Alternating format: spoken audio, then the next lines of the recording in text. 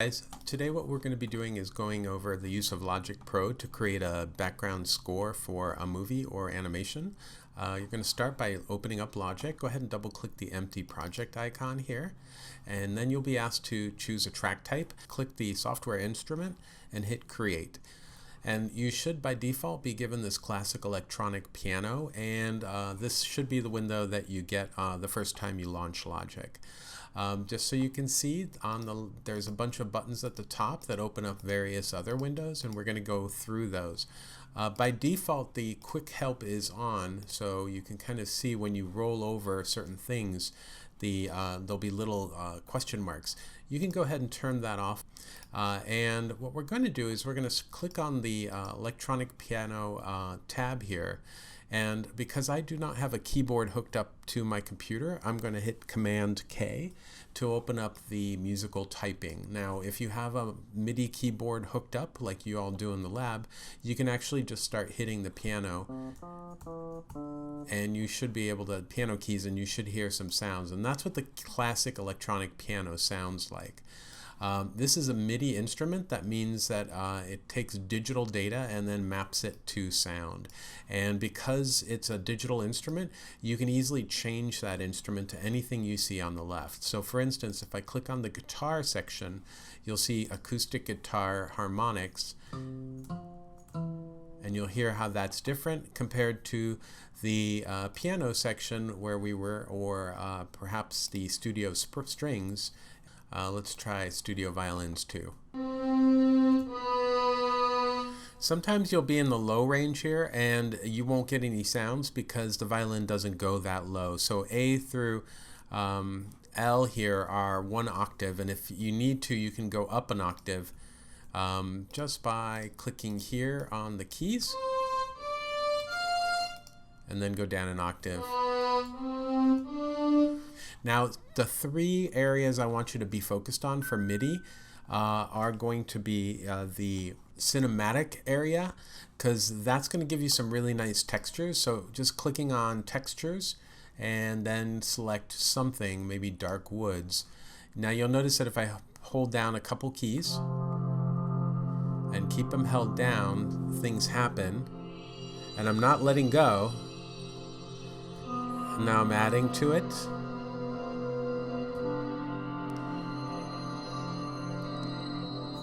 So all that's just happening naturally with that actual choice of that instrument. That instrument allows things to happen after you pluck a key. If you want to record something, you can play around with these things. If you want to actually record what you're hearing because you like what's going on, you make sure that this little red button is checked. That will set this or arm this track for recording, and then you'll go ahead and click on this record track. You'll notice a 4-second countdown, and then usually your metronome is on. And so here's what that sounds like with these objects on. And now I'm just hitting a bunch of keys. So that's a 3rd key and then a 4th key. And I'm going to let go now. And I'm going to stop the recording. Just hit the space bar to stop. And you'll notice what I got were 3 different keys. I'm going to move this out of the way so you can see what I'm doing. If I double click this, you'll see that it shows you that I was started with 2 keys that I held down, and then I added some additional keys right here and then right here. You can modify where these are in the space because they're just digital data. You can actually move them up or down octaves. And when you play this back, you can hit the return button, by the way. If you're anywhere here, you just hit return. That gets you to the beginning, and hit the space bar.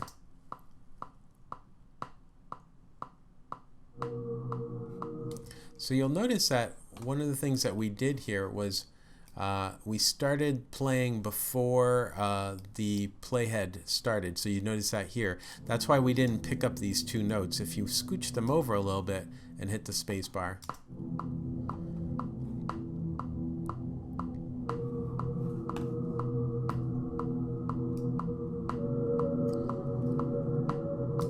okay, so that's how MIDI works. I'm going to double click this to hide the MIDI area selector here.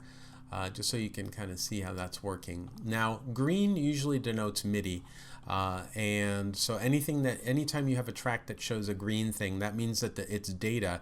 And if you don't like the sound, you can actually change the sound on the fly and then hear it again.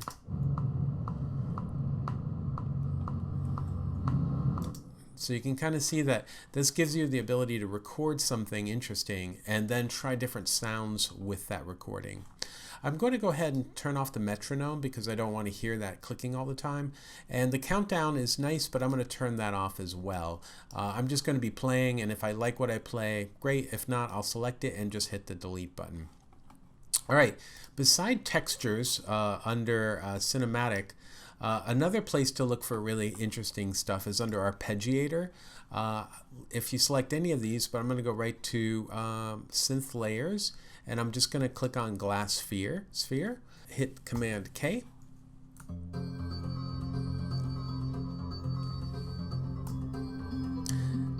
So with Arpeggiator, the nice thing is it kind of plays a pattern of different things, and the different sounds will have different grooves or different patterns available. I'm just holding the keys down at this point, adding to it. So if you like what you're hearing, go ahead and record that. Now, if you want to make a separate track, a new track, so that you don't overwrite your original track, you can always hit the little plus button, and it'll get you back to the initial dialog, which was Software Instruments Audio Drummer, along with some other things. We're going to click a new software instrument this time. And the other place beside Arpeggiator and Cinematic is the orchestral here. And we're going to pick something like strings, and you'll notice that you get a lot of different ensembles and strings here, and we're just going to pick string session. And you'll notice it's actually a group of strings that are playing in this case, so this is what it sounds like.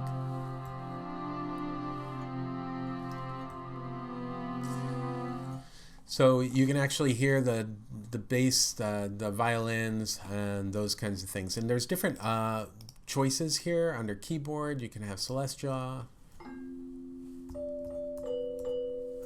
different sounds. So again, orchestral is a great place to go, but there's tons of different things that you can play with here.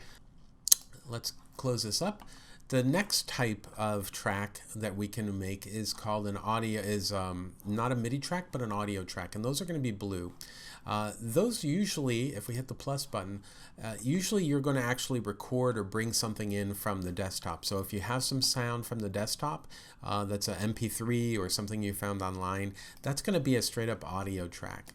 Now, when you have an audio track that doesn't have anything by default, usually that's set up to record your voice. Now, before you can record your voice, you have to know where the mic is as the mic input.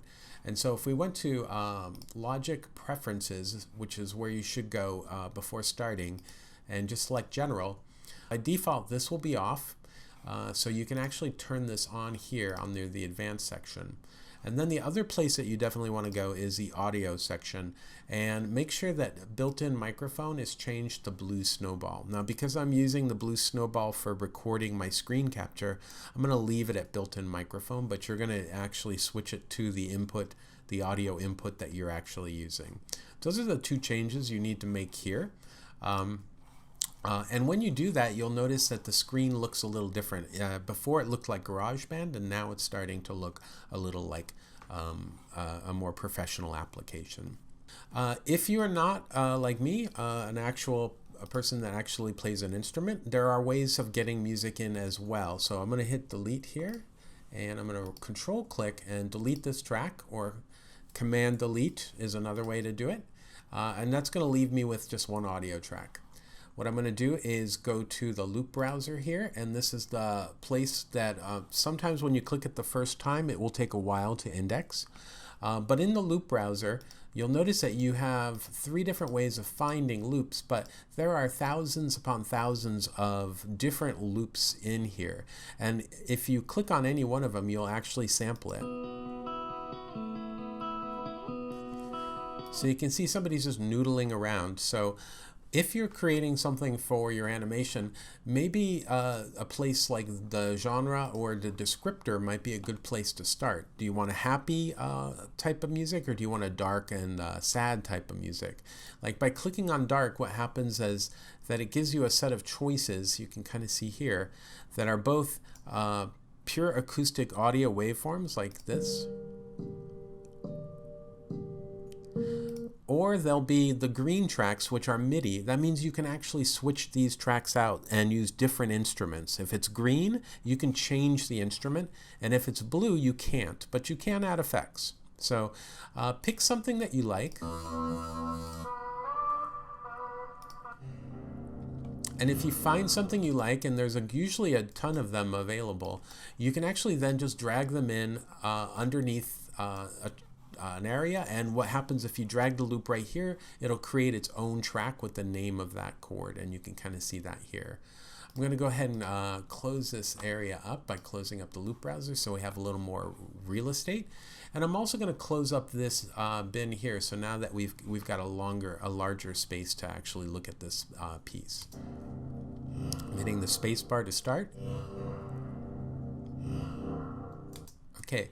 So there's a couple things you can do. Say your movie is quite a bit, is pretty long, and you want this to continue on.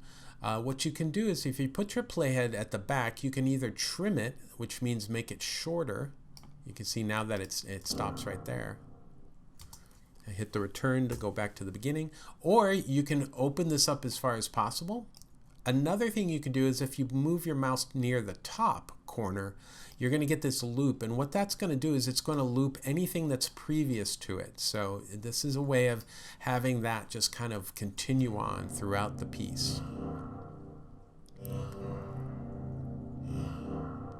So that's very nice. Now you can adjust the volume of any of these tracks using the volume slider right here. Normally it sets up to be just at 0 decibels, right? But you can lower it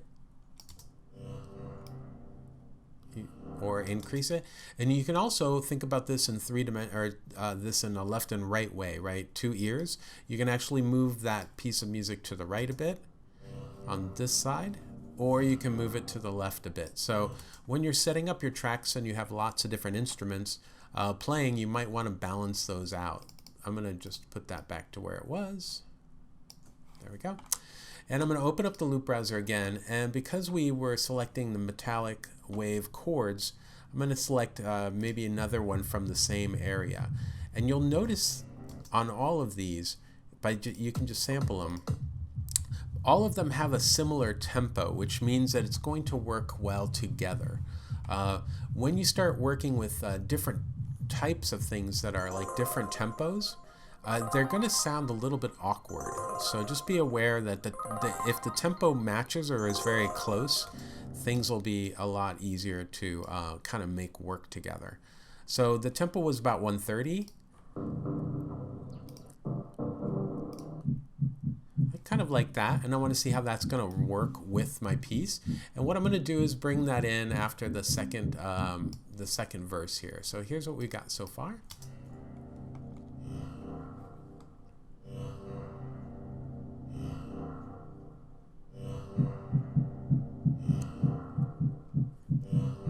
And so you can see how you're going to continue layering these beats.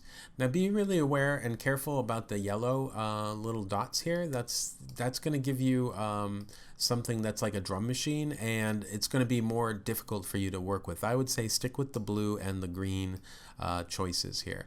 Now if I do not like the sound of this Lonely Shadow chords here, I can always open up the bin that we had open before, click on this because it's a MIDI instrument, and then change it to something else. So textures, let's try plasma conduit. Now you can't hear it because we're hearing the other one, so you have two choices. You can mute the other one, and that makes this the only thing playing, right? Or you can solo this one, which makes everything else muted. Now I don't like this. I'm going to try radio waves. I'm going to try ethereal world. Don't like that. How about Dreamscape? Kind of like that. So once you're happy and you hear what the sound sounds like, you can unsolo that, and now we can hear both tracks at the same time.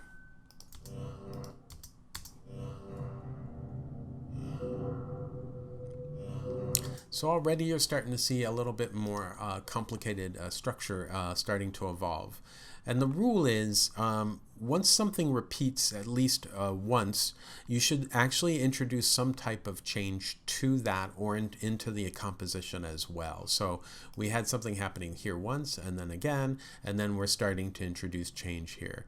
Now I'm going to go ahead and slide this over. It starts a little late, and I want it to start right around here. And you'll notice the tempo is by default 130 because that's what we initially dragged into our space here. Okay, so how are we going to bring in the movie in order for us to start composing to the movie? Well, what we're going to be doing is this little button right here, and you can see that there's tempo, signature, markers, and arrangement. I want you to right click on that, and I want you to take off the signature, and I want you to take off the tempo. We're going to just keep those off for now, and then I'm going to have you take off the arrangement, but what I'm going to have you add is the movies. Now when you add the movie marker into this area, you'll be able to then click this little drop down and actually open your animation from your desktop. Now this animation needs to be saved in a movie format, H.264, so you guys all know how to do that. When you hit open, now if your movie has audio already, it's going to rip that audio out and extract it and put it into its own separate track, which you can mute. If it doesn't have any audio, I'm not sure if this dialog will come up, but this usually comes up every time you open a movie. It'll ask you if you want to change the frame rate of the movie of this whole entire project to use the movie's frame rate or keep it in the project frame rate. In this case it's 25. I'm going to go ahead and use the movie's frame rate. Okay, so we can see that our movie has opened, and this is the movie we're going to be working with. And you can see that this movie right here has its own audio track called One More Day. And this is the movie we saw in class that we're going to be creating a score for. And so if we scrub through the movie, you'll see that we're actually seeing the movie as well as all the audio that we've been working with here. I'm going to go ahead and close this loop browser. I don't know why that opened. Now, if you close up your movie like this, your movie hasn't disappeared. It's still available if you open up the inspector button. We haven't clicked that, but you can see the movie is still there. And so you can actually see it and scrub through it here. Now if you want to make this large so you can see what's going on, double clicking in this window will open it back up as a floating movie that you can actually put off to the side. But we're going to close it up and keep it there for now. We're also going to go ahead and mute the audio track that it came with. So I just hit the M button. That means that it's not going to make any more noise. So you can see how what we've done so far. And you can see that as soon as this changes right here, we kind of want something else to happen maybe, and maybe we can actually move our lonely shadow chords right here so that we have something visually kind of occurring at the same time as something happening on screen. So notice here the clock starts to come in, and so maybe what I'm going to do is go through the loop browser, and I'm going to maybe go to descriptors and let's see, instruments, genre. I'm looking for something that's going to be an interesting beat. So here's moods, instruments, favorites, all. And what I'd like to do is, yeah, find something that's gonna, and I'm trying to find something in the tempo of 130.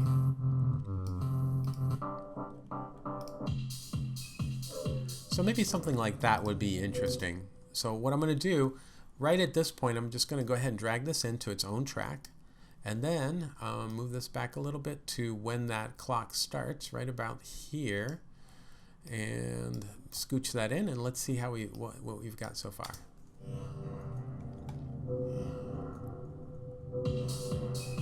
So that starts a little bit, just gonna scooch it over there. So when that clock goes away, what I'd like this beat to do is to go away as well, right?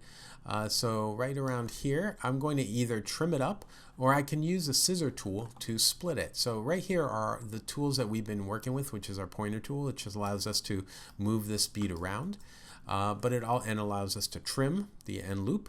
But if we switch this to the scissor tool, that will allow us to cut this into two pieces. And now if we go back to the pointy tool and move this out of the way, here's what we've got.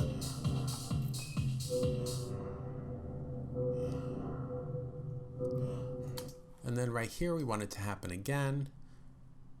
Maybe it's a little abrupt. And we can lower the volume for this track just to give it a little less in intensity. And this time I'm going to continue this track looping this, or I'm actually going to bring this track in again as a different beat. This is beat 2. But I'm going to grab this track and I'm going to put it in underneath here. And I'm just going to start it like here. And then I'm going to bring this original thing, I'm just going to loop this. So now I'm going to have this going in, but as soon as we get out of that, we're going to continue to hear this and as well as a new beat. And so let's see what that sounds like.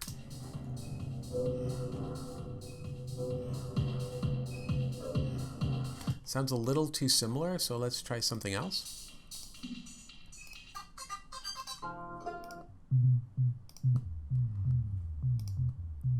I like this. This gives us a nice heartbeat thumping.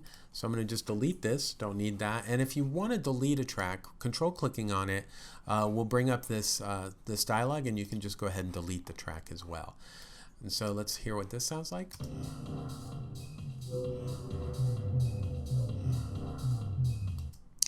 So a visual change here to a different location I might want to do something here, maybe with the sound intensity.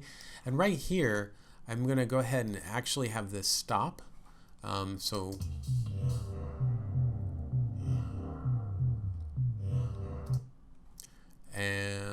like then with the last part of it, I'm going to bring in,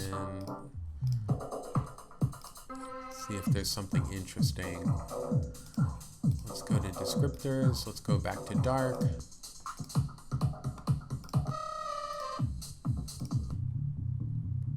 That sounds interesting. So, and now bring that in and put that. Now, if you put this on the same track, blue goes on blue, but blue cannot go on a green track. But I'm going to give it its own track just so I can see what's going on. And then at the end, I'm going to go ahead and move this to the end, like right here, and I'm going to make everything stop playing right at the end of that movie right there. Now, if you were to, let's go ahead and just do that with all of them. Now this allows you to zoom out to see how much time you still have left to fill, and you can see this is going to be 140, 130 bars of like sound that you have to fill. If you want this to end earlier, drag in this upper right hand out point here and just bring it in. And now if you zoom in like this, you'll see that it actually, the playhead will stop playing right when it hits that out point. And I'm going to want to bring that in a little bit earlier. I'm going to hit return and to bring that back to the beginning, and I'm going to have it end right there. So now if I were just to have it end, it would end right there. Now be careful if you're clicking around here to move the playhead that you don't accidentally click here, because what that does is sets a loop point and this button turns on. You can see on and off. And what that will do is it will loop in this area. You see that? This is useful if you want to hear a section over and over again, but sometimes, especially if this thing is really large, you find yourself clicking this on and off accidentally all the time. So just be aware that that area is on. Now I'm going to close up my loop browser because I'm pretty happy with what I've got so far, but I think the levels, the audio levels need to be fixed, and that's the next thing I'm going to do. I want the stuff to actually come in quiet. I want to arrange these so that some of the things are a little more quiet and then get louder, and then things get a little bit quieter after a certain point in time. So let's go ahead and see what we've got. I'm going to open up the movie so you can see it and put it over here, and we're just going to listen to this.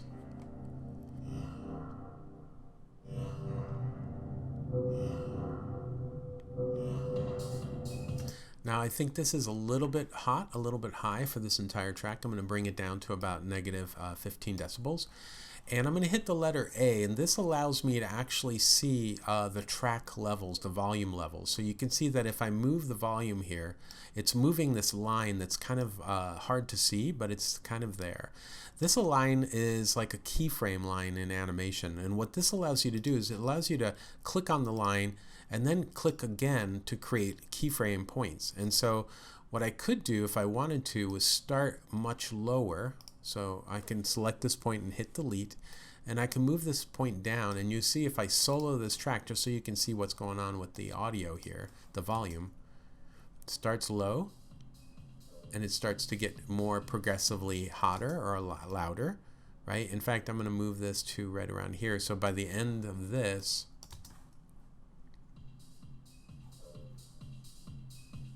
it goes to about negative 9.6. And then let's now unsolo that so we can hear what that sounds like.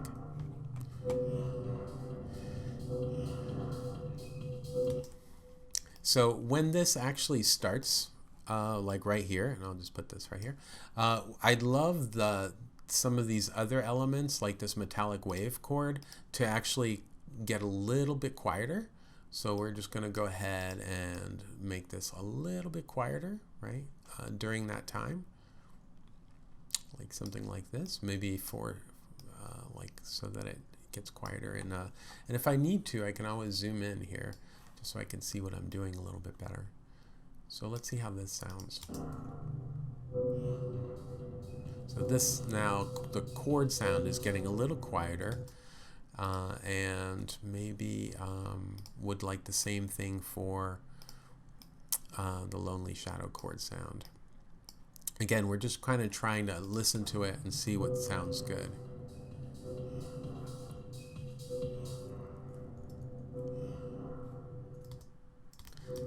And so maybe this will also start a little lower here for this hidden zenith beat, and then again maybe even lower, and then get a little bit louder, and then this should come in.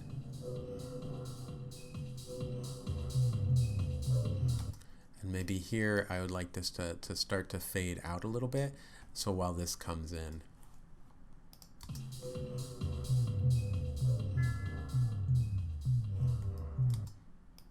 And maybe it fades out to a little bit too early, like there.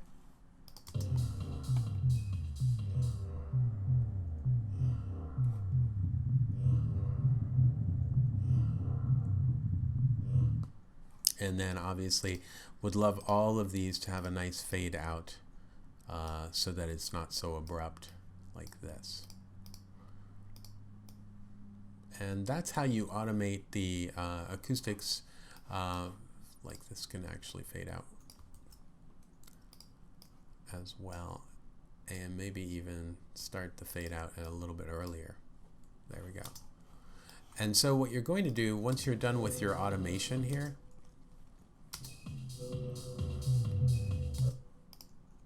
maybe this just boop fades out a little bit. You hit the A button again, A for Apple, and it's going to save all this automation. You'll see your sliders here moving because they're automatically moving based on keyframe data. So if you ever need to get back to that, hit the A button, and there you go. Don't forget that everything has a location in space, so if you're listening to this on stereo, you want to move some of these different things to different locations. Kind of feel like I want to continue with hearing this beat, but I want it to be actually just drop down in volume during this part. So let's go ahead. Actually, what I'm going to do is open this up and then select this using my selection tool, which I am on, and I'm going to hit the Control L button. And what that's going to do is, it's instead of just being a loop here that you can't cut, that you have to cut, Control L will just make these into real things that you can actually modify as something special, as something different. And so for this part, I'm going to hit the A button here. I'm going to bring this down by just adding a little bit. Make this and then make this go away, and then see how this sounds. Something like this. Just to bring it down and see how that looks. So we go from this loud sound, and I want it to drop a little faster so these keyframes are closer. So we still have a little bit of something going on here underneath. There we go.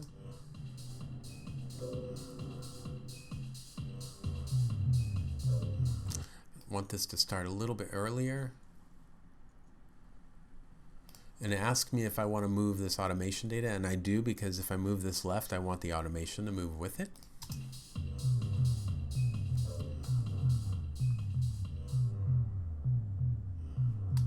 So would love that to actually fade out. And it's all just massaging.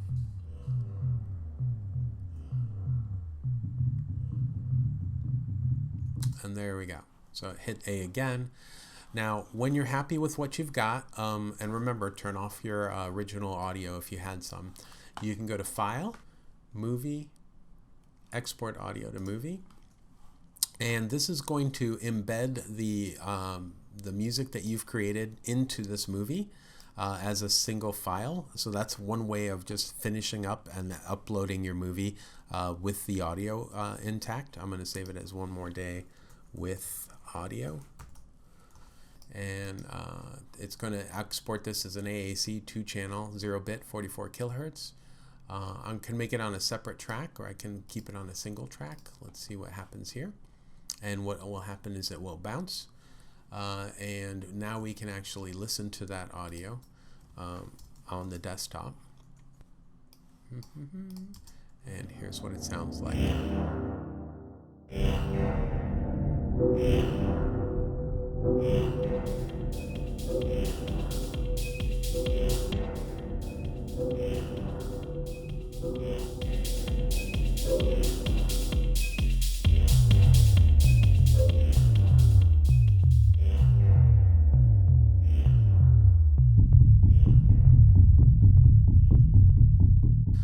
I can actually export just the audio by going to Bounce, Project, or Selection. Now, what's really important here, and you saw me do this earlier, is when you zoom out, right, make sure that your end marker, your out point here, is set so that it actually ends at the last frame. You can kind of see how it stops here. If this doesn't happen, this will continue to run, and you'll see way more of the audio than you actually need. So you'll have a bunch of quiet space.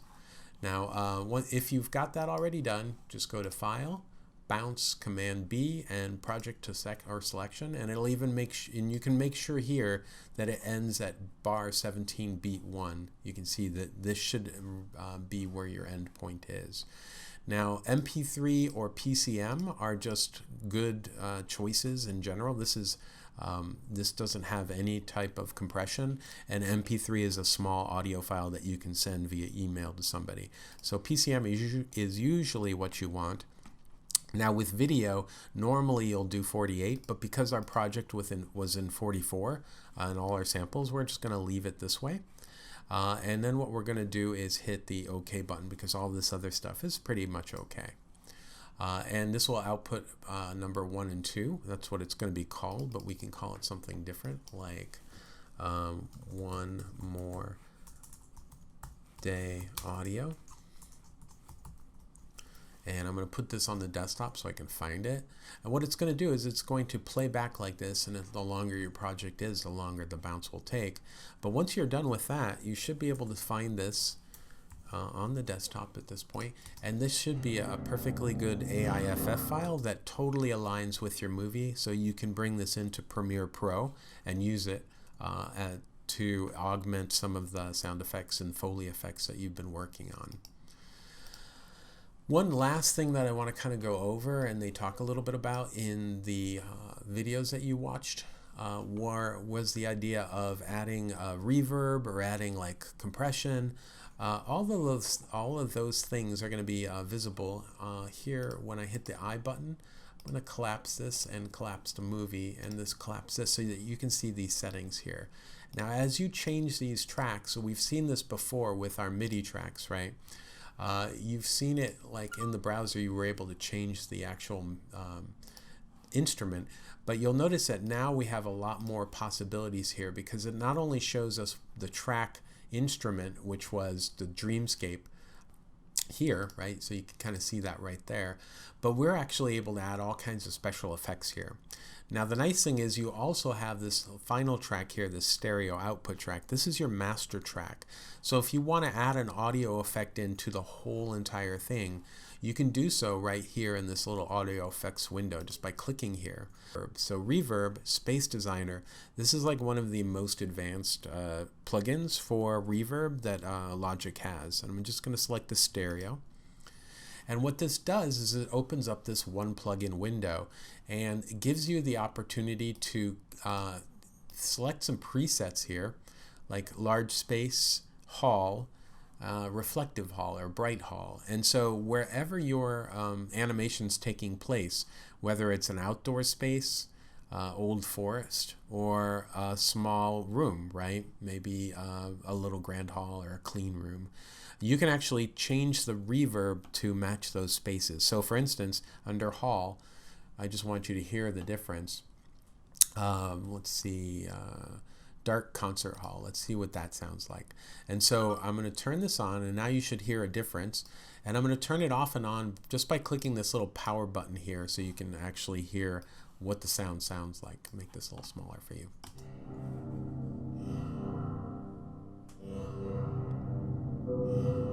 So it's much fuller, and you can see that if I'm clicking it, it's just drier without it.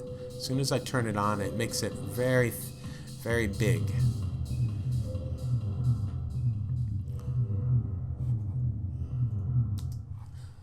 So this, along with lots of other plugins, are available, and this is going to affect everything that you're outputting because you're putting it on your master output track here. So when you bounce it, this effect will be added to everything you've done. If you want to only add that effect to one track, for instance, you would find the same thing here in that track's audio effects area right here. So hopefully this has helped a little bit understand Logic, and again, how to compose in Logic, and look forward to seeing what you guys create on your next project.